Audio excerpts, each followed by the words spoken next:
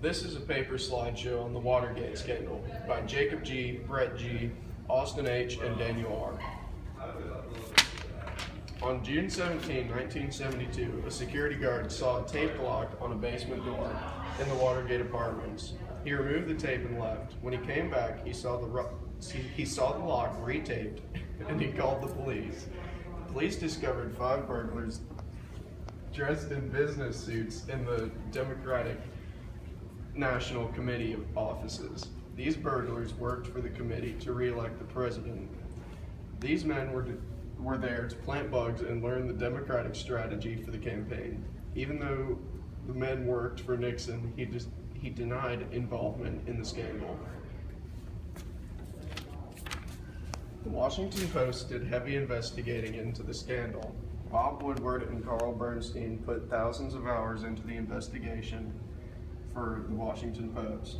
They eventually uncovered links to Nixon. The White House aides, Gordon, Liddy, and E. Howard Hunt, eventually pleaded guilty to their involvement.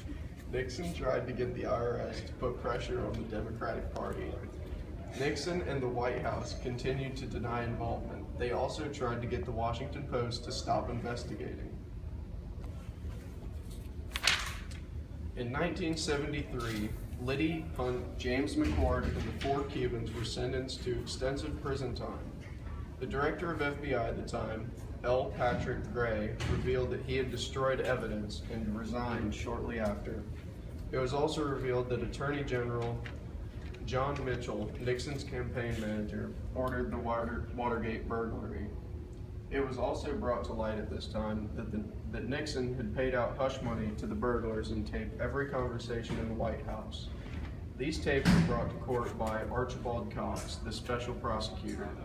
Nixon had him fired for pressuring for the tapes. Eventually, the tapes were turned over to the court. The tapes were given to Judge Sirica, and it was discovered that there were conversations missing.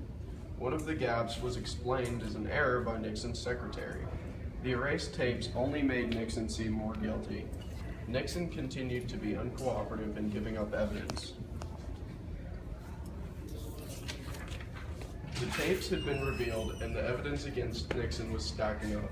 Nixon realized that he would be facing impeachment if he remained in office. To avoid this, Nixon decided to resign. He resigned August 9, 1974. In his farewell address, he admitted that he did wrong, but everything he did was in what he thought were the nation's best interests.